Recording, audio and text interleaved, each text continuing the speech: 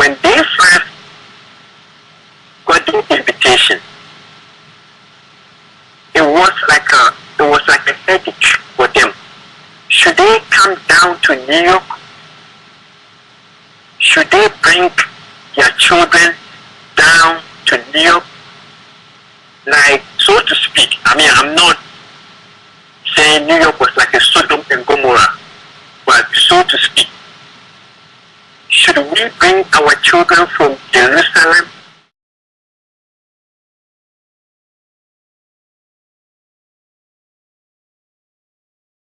Alright, so I remember when I first came in the States about 96, and my friends in New York, the leaders at that time, were telling me that, back in the days, about a couple of years back, they've been thinking and thinking of youth camp in North America. And so a few of us, who were there around that time, Uncle Akosie Champon, Uncle Alex, myself, we came around, well, some of us, some of them came before me, but we came around that same time. But the few leaders who had already been planning and thinking about youth camp, were like Daddy Bo, Uncle Joshua Pompepra, Dr. Fieche Pepra. We used to have some leaders like Priscilla Kita, Miriam, Osebosu, Mameya, John Kessie. These were all leaders before we came in the picture. And they were, they've been, at that time they were thinking of it, but it became an urgent need when we arrived and we started talking more about it, that we really want to bring the kind of lifestyle that we used to have back in Ghana, which we felt that it was so strong and it helped a lot of us, to stay in the church and give us positive, positive lifestyle.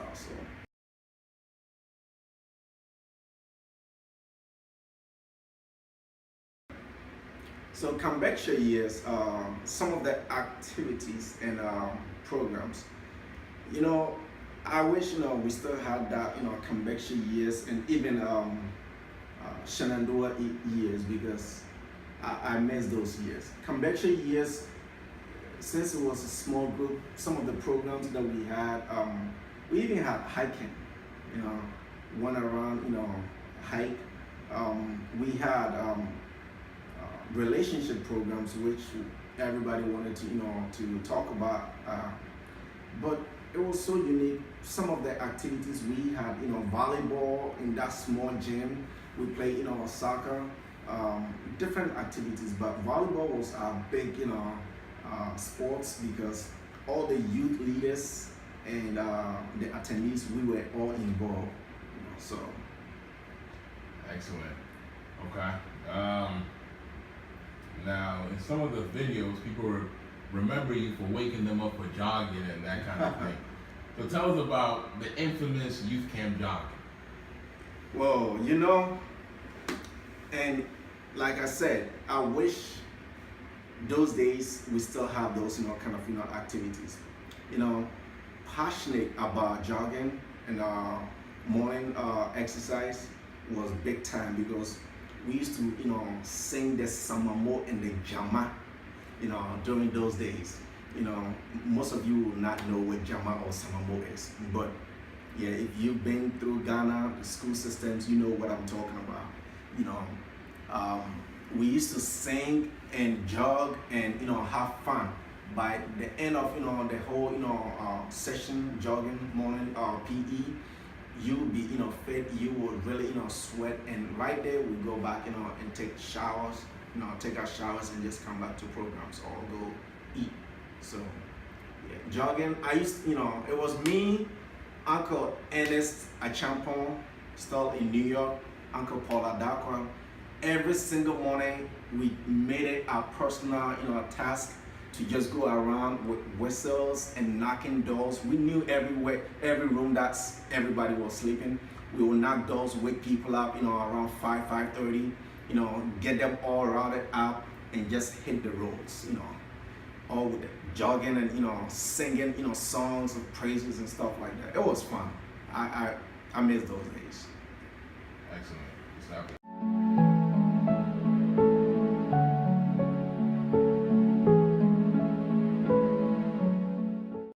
Anyway, we were Ghanaian kids, so when it came down to youth camp, everybody had to get their outfits on, had to plan and have their best wear. We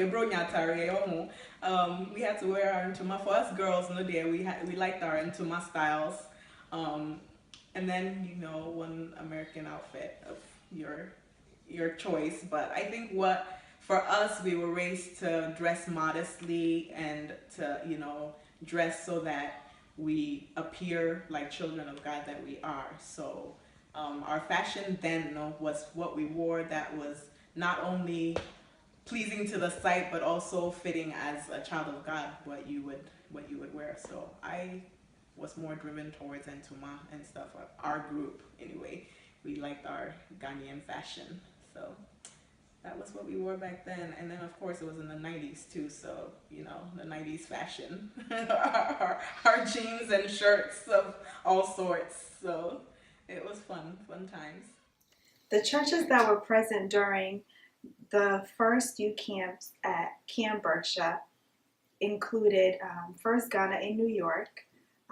We had New Jersey, we had New England, Michiana, and Washington. In regards to attendance, I would say that we had a pretty good number of presents from each of the churches that I mentioned. In regards to the major activities that took place, I would say that for me, the early morning joggings were very fun, although I must say that getting up was tough. But Uncle Kofi made sure that everybody got up and participated. So that made it tough, but it was quite exciting. Another highlight I would say is the morning devotions, specifically the consecration services that took place at the end of the camp meeting. It was, I remember it being very powerful, very, of course, insightful and moving. Oh, and I remember one of the major highlights that I can't forget is when Brother Kennedy from Washington was given the opportunity to preach. His title was Higher Than the Highest. And I believe, this has stuck with me since then, because that was actually the first time one of the youth was given an opportunity to minister to, his peers. I remember Dr. Yabua being one of the main speakers for the camps. I'm not really sure when it comes to the process of selection. However, I think, the individuals that were invited to speak at the camps were selected because they were very inspirational, they were very motivational, knowledgeable, very intellectual, and powerful.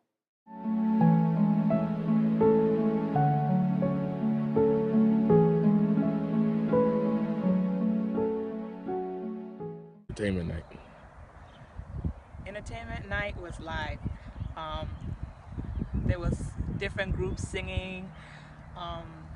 We did sign language, so it was fun. We had different plays going. That was, looking back, those were the days. Did you ever do anything? Participate in the entertainment night? Of course. I'm a Michigander. We're the best.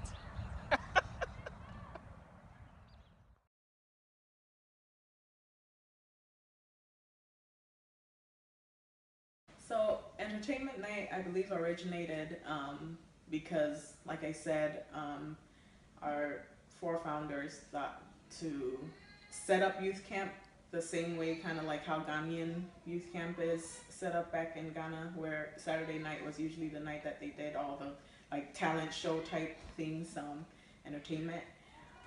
So each church group that were represented at youth camp had to come up with something entertaining. Whatever talents that their youth groups had, they would present it then. And we looked forward to entertainment night.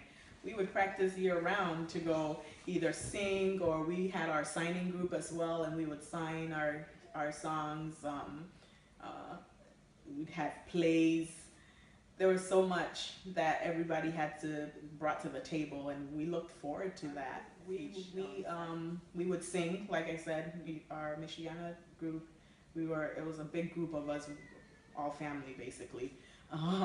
We would sing, we would sign, we'd do plays. The only thing we weren't involved in was, I know entertainment night back then, we used to have like a radio show, and that was more like the First Ghana Youth that would put that up. And that was I don't really remember much of the disciplines. I know, say, at some point, if you did anything naughty, you can't come back to the next one, youth camp. But I don't think a lot of us really noticed anyone being that out of line back then.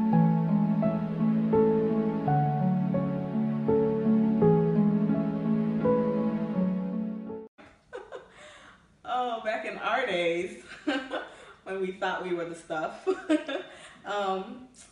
Well, there were groups that had great singers, and groups that had people who were great public speakers, and so that was kind of the enviable characteristics to have. So if you could sing, you dressed well, and you were personable and could speak in front of your peers, you were considered more of the celebrity.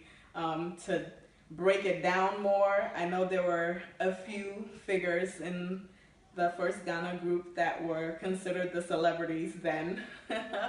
And then the Michiana group, we had our youth choir, which we enjoyed singing. No eye rolling. We considered ourselves the celebrities of choir.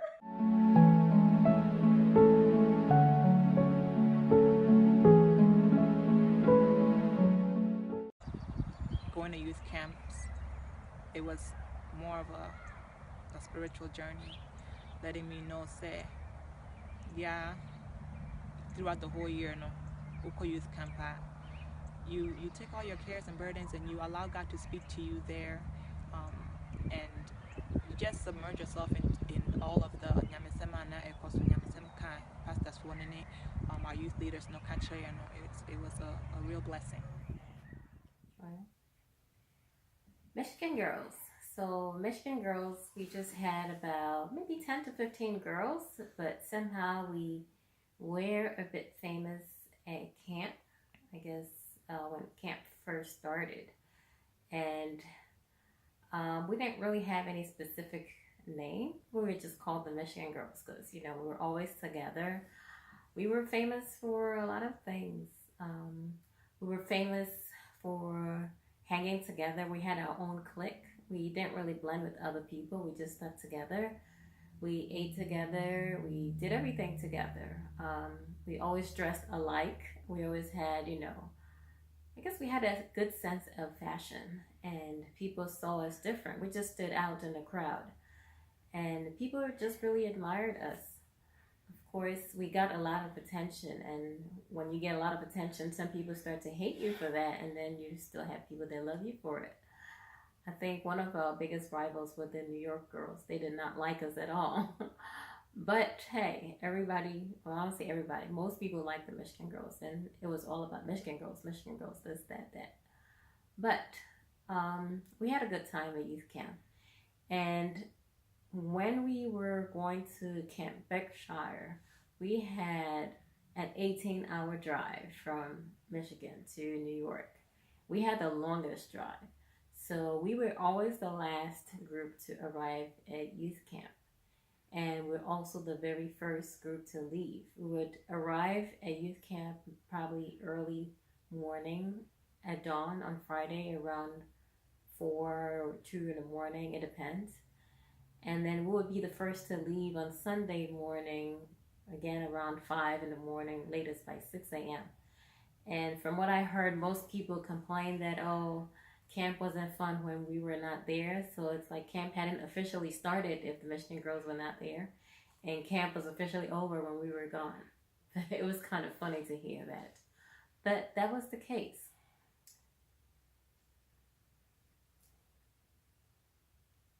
We had a lot of talents.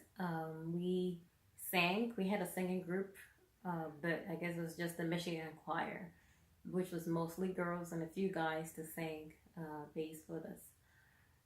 We also had a sign language group. That's where we all wore a black dress and wore some white gloves.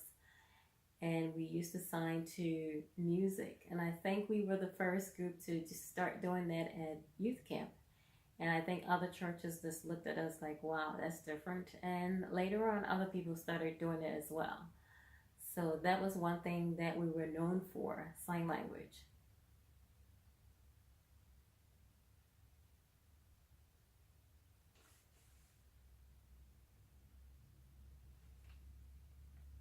How many minutes was that? I guess that's it. Okay, where are the Michigan girls now? Well, some of the Michigan girls still live in Michigan. Some have moved away.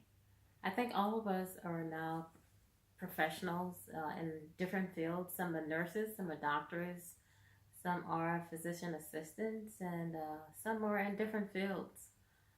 Some have moved away to Maryland. I am in Maryland right now, and there are some people in New Jersey, New York, Georgia, Florida, I think, Chicago, and different places all over. But for the most part, I think some of the girls are still in Michigan. Of course, some are married, some have kids, and some are still single. So, yeah, it's kind of interesting to see where we are now after all these years. Fondest memories.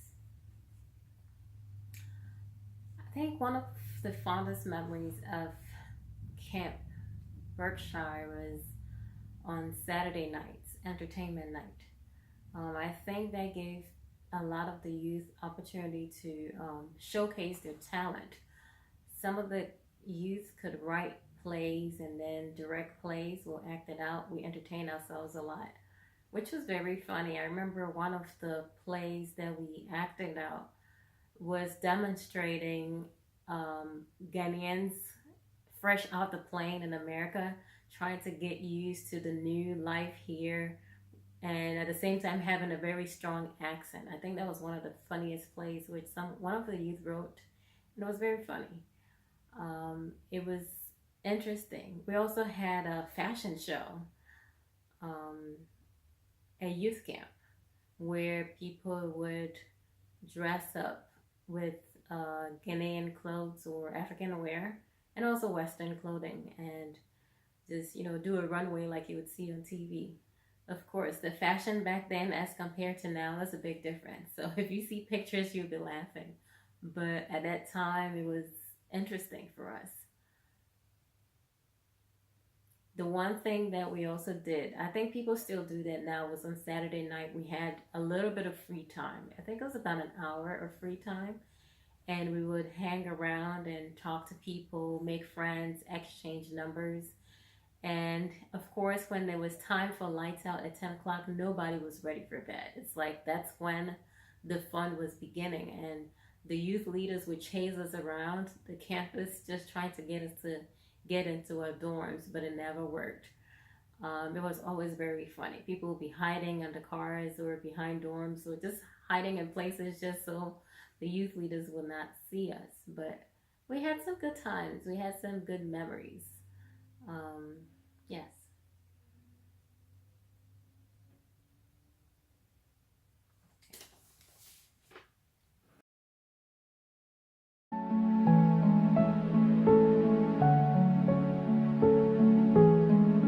One of the good things about youth camp, seeing everybody,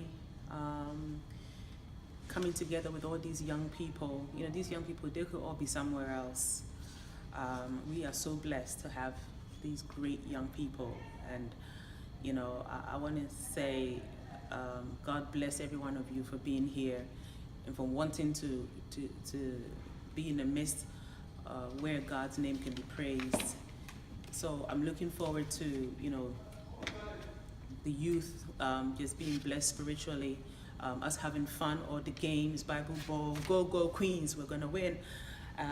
Of course, in Fez Ghana, you know I go both ways, guys. It's just gonna be exciting. It's gonna be great. Happy 20th anniversary. I can't believe it's been 20 years. That's how old we're getting.